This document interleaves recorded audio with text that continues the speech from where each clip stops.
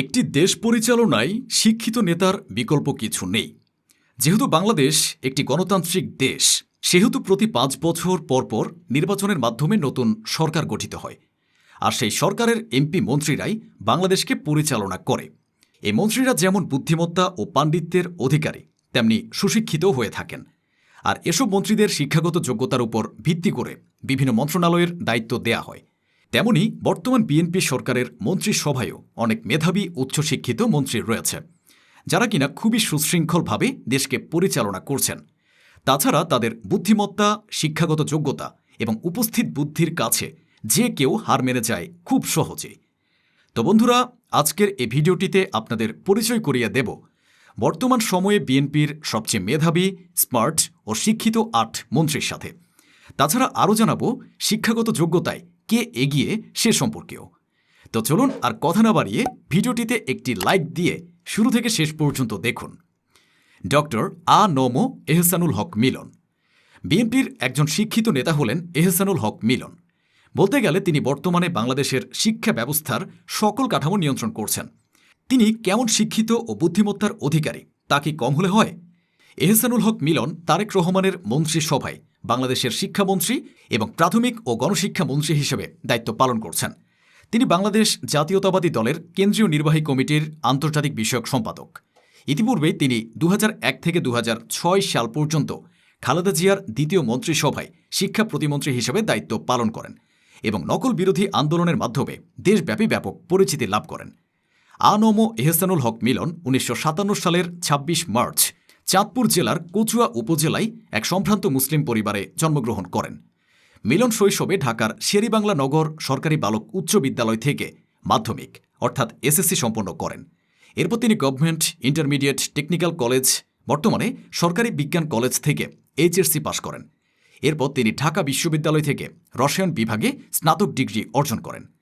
১৯৮২ সালে যুক্তরাষ্ট্রে পাড়ি জমান এবং new York institute of technology থেকে MBA সম্পন্ন করেন।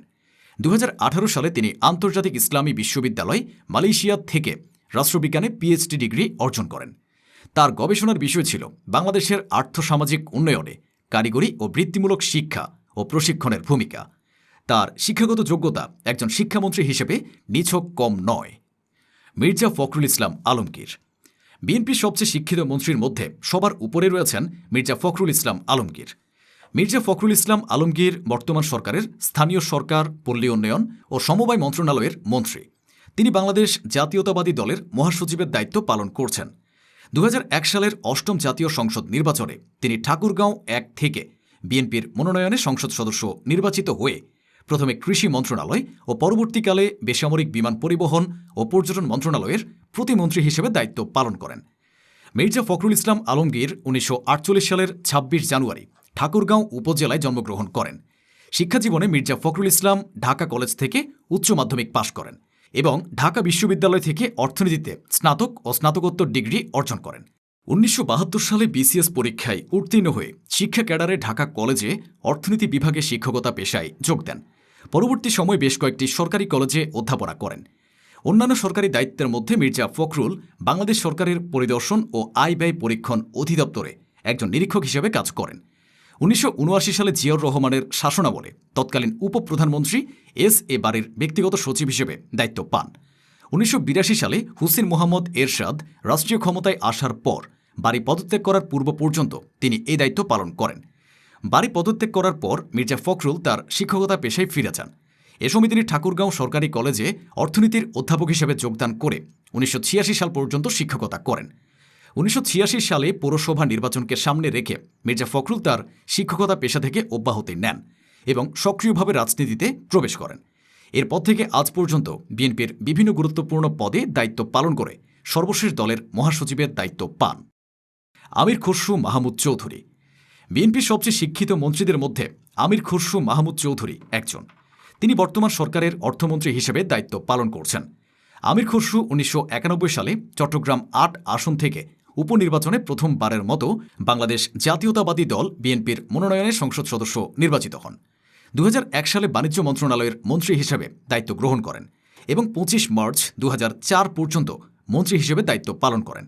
বর্তমানে তিনি বিএনপির সর্বোচ্চ নীতি নির্ধারণী স্থায়ী কমিটির সদস্য ও ও বিএনপির চেয়ারপারসনের উপদেষ্টা হিসেবে দায়িত্ব পালন করছেন।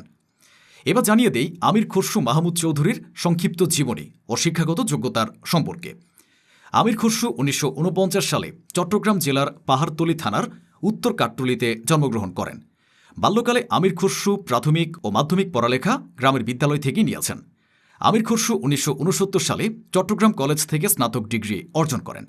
তারপর যুক্তরাজ্যের লন্ডন থেকে হিসাব বিজ্ঞানে উচ্চশিক্ষা গ্রহণ করেন।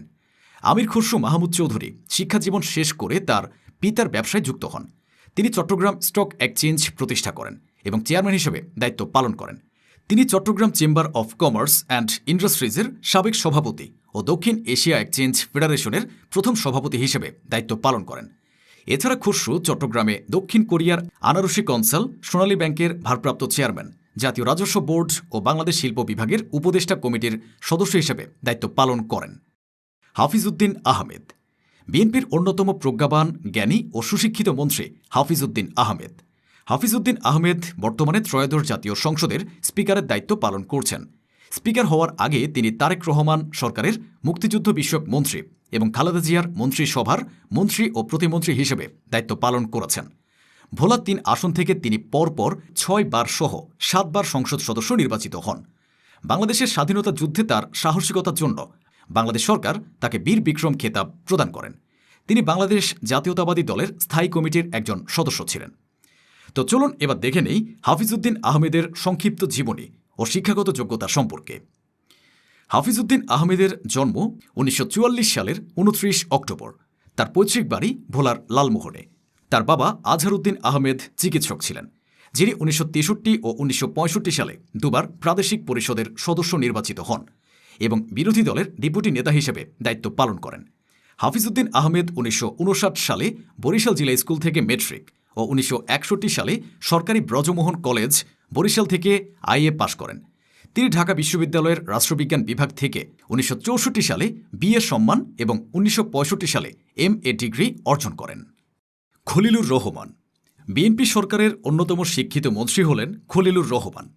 খলিলুর রহমান বিএনপির রাজনীতির সাথে সরাসরি জড়িত না থাকলেও বর্তমান বিএনপি সরকারের টেকনোক্রেট মন্ত্রী হিসেবে পররাষ্ট্রমন্ত্রীর দায়িত্ব পালন করছেন। তাছাড়া তিনি জাতিসংঘের সাধারণ পরিষদের ৮১তম অধিবেশনের সভাপতি হিসেবে দায়িত্ব পালন করছেন। এর আগে তিনি মোহাম্মদ ইউনূসের নেতৃত্বাধীন অন্তর্বর্তীকালীন সরকারে জাতীয় নিরাপত্তা উপদেষ্টা এবং প্রধান উপদেষ্টার রোহিঙ্গা সমস্যা বিষয়ক হাই রিপ্রেজেন্টেটিভ হিসেবে দায়িত্ব পালন করেন। তো চলুন এবার জানিয়ে দেই খলিলুর রহমানের প্রাথমিক জীবন ও শিক্ষা সম্পর্কে। ড খলিলুর রহমান ১৯৫৪ সালের ১ এপ্রিল ঢাকার নবাবগঞ্জ উপজেলার কাইলাইল ইউনিয়নের পাড়া গ্রামে জন্মগ্রহণ করেন। Khalilur Rahman Dhaka residential model college থেকে উচ্চ মাধ্যমিক শিক্ষা সম্পন্ন করেন। ১৯৭৯ সালে তিনি ঢাকা বিশ্ববিদ্যালয় থেকে অর্থনীতিতে স্নাতকোত্তর ডিগ্রি অর্জন করেন এবং প্রথম শ্রেণীতে প্রথম স্থান অধিকার করেন। এর আগে ১৯৭৭ সালে তিনি বাংলাদেশ সিভিল সার্জন পরীক্ষায় প্রথম স্থান অধিকার করেন। পরবর্তীতে ১৯৮০ থেকে ১৯৮৩ সালের মধ্যে তিনি যুক্তরাষ্ট্রের হার্ভার্ড বিশ্ববিদ্যালয়ের কেনেডি স্কুল অব গভর্নমেন্ট থেকে অর্থনীতিতে পিএইচডি ডিগ্রি অর্জন করেন। এছাড়াও সেখানে তিনি আইন ও কূটনীতিতে এমএ এবং অর্থনীতিতে পিএইচডি ডিগ্রি অর্জন করেন। মির্জা আব্বাস বিএনপির অন্যতম শিক্ষিত, প্রজ্ঞাবান, জনপ্রিয় সংসদ সদস্য মির্জা আব্বাস। তিনি অবিভক্ত ঢাকার সিটি কর্পোরেশনের মেয়র ও তৎকালীন ঢাকা ৬ আসনের সংসদ সদস্য ছিলেন। তিনি খালেদা জিয়ার দ্বিতীয় মন্ত্রিসভায় গৃহায়ন ও গণপূর্ত মন্ত্রণালয়ের মন্ত্রী হিসেবে দায়িত্ব পালন করেন।